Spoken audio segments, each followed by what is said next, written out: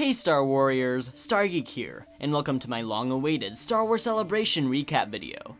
Okay, I know that 3 months is quite a delay on this episode, but I do want to share my experiences at my very first Star Wars Celebration ever.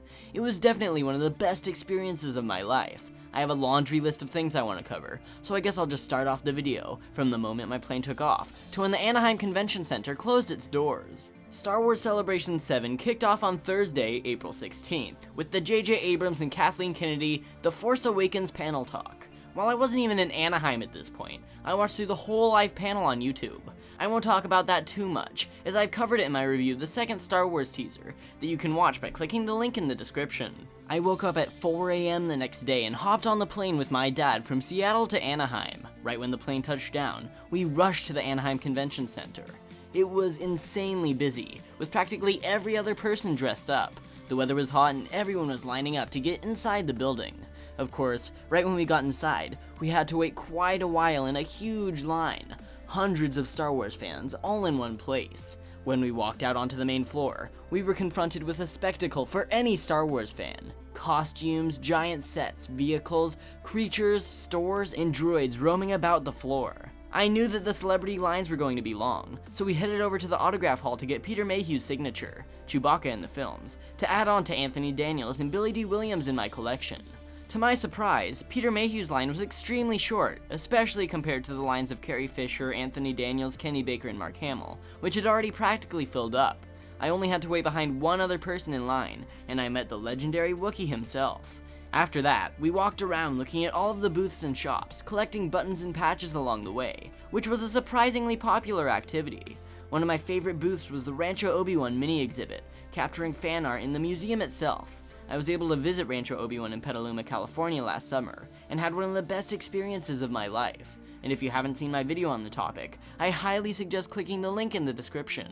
When I was at the booth, I saw a bunch of art and got the autograph of Steve Sansweet. After that, we started lining up for what was, in my opinion, the highlight of the trip.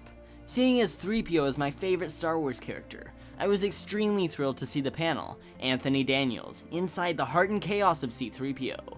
We got perfect seats and waited for the show to begin. He made quite an entrance, starting over and over until he was satisfied with James Arnold Taylor's, the voice behind Obi-Wan in the Clone Wars, introduction. He ran down the aisle right towards us, high-fiving everyone as he went along. I was at the end of our row, and right after he high-fived me, he turned around. His expression changed to one of recognition, and he pointed at me. That's right, Anthony Daniels, the man behind my favorite Star Wars character, recognized me. I'd met him twice before, once at the Star Wars and the Power of Costume exhibit at the EMP in Seattle, and once at Seattle's Emerald City Comic-Con. He actually took a Star Geek business card, even writing my name on it and keeping it. On top of him recognizing me, the rest of the panel was extremely entertaining, with him even recreating the iconic 3PO tape dispenser pose. That ended off our first day at Celebration Anaheim. The next morning we woke up early, and once again stood in line inside the Anaheim Convention Center. We headed over to the Collectors Hall, seeing as most of our friends from Sarlacc, also known as the Seattle Area Lucasfilm Artifact Collectors Club, had their own panels talking about a wide variety of collecting subjects. After sitting through a panel or two, we walked around some more on the main floor where we saw lots of vintage action figures, animation cells, and Lego sculptures. We eventually stumbled upon a big group of stormtroopers stumbling out on a balcony. There was a huge photo op for everyone in a bad guy costume, where they all lined up on a huge set of stairs and let everyone else take photos. It got even cooler when Peter Mayhew came out to get in the picture too, but he was quickly rushed out before a storm of fans overcrowded him. Later that evening, we ended off the day by going to see the James Arnold Taylor and Mark Hamill joint panel. It was great to see the life behind a busy voice actor, and it was even better to see Luke Skywalker in person. It was a great panel. There was one thing that I definitely wanted to do before we left the convention center for the day, and that was to see a Star Wars film on the big screen. I had only seen one Star Wars film in the theaters before then, and that barely counted because it was The Phantom Menace in 3D. I finally got to see Return of the Jedi on the big screen. Let me tell you, if you haven't seen a Star Wars film with a theater full of Star Wars fans, I highly suggest trying it out.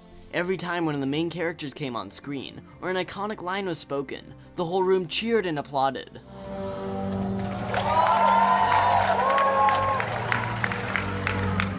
And that ended off day 2 at Star Wars Celebration. The next day, we headed straight to the Force Awakens exhibit, as we had wanted to see it ever since we heard about the crazy props and costumes that were inside.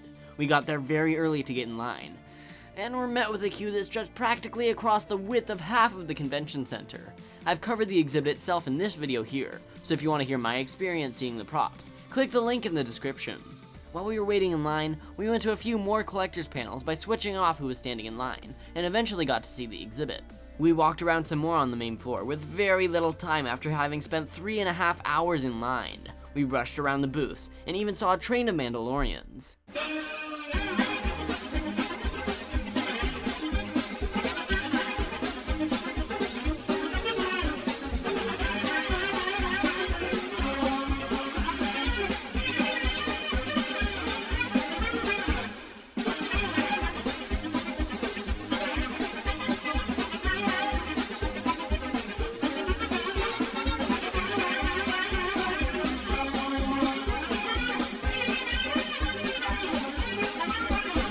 We walked over to the autograph hall and decided to get one more signature. The actor behind Admiral Akbar, Tim Rose, was still around signing, so we figured, why not add the Admiral onto the collection?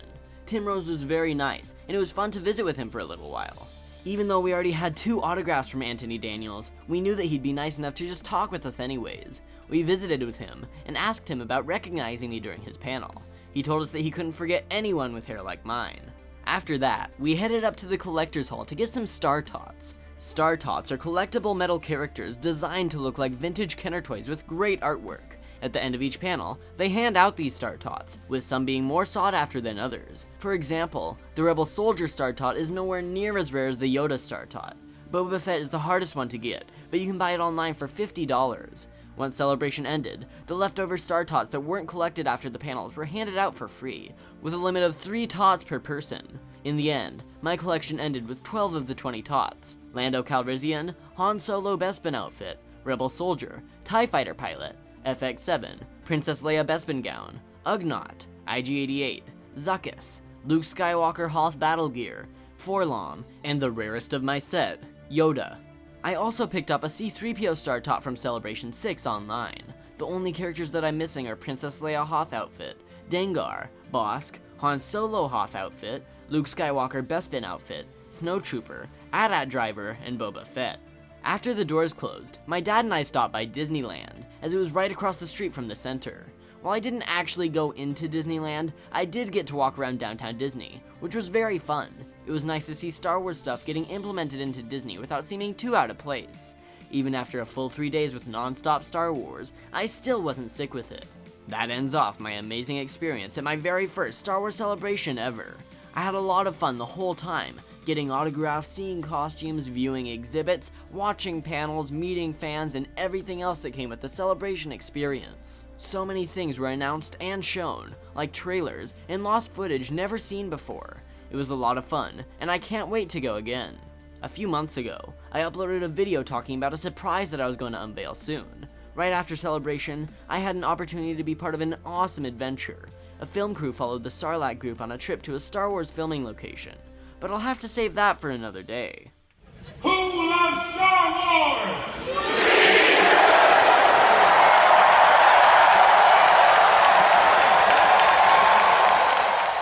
Subscribe to Star Geek for weekly Star Wars content. If you like the channel, please tell a friend. If you enjoyed the video, please shoot that like button at light speed. You can go check out my Facebook page linked in the description. Also check out my Twitter account @StarGeekYT and find me on Instagram by the same handle. Click on the link to the left for my last video, my list on the top 10 best Clone Wars episodes. You can also click on the right to watch my experience at the Force Awakens exhibit. Don't forget to like the video, and if you went to Celebration, comment on your own experiences. Until we meet again in a galaxy far, far away, this has been Star Geek.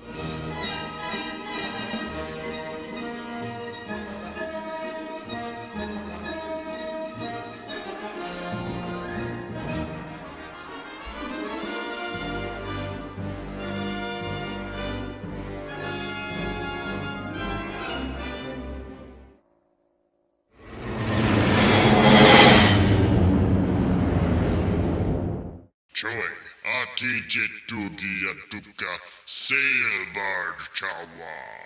No, Master. Not sail barge racing. Celebration.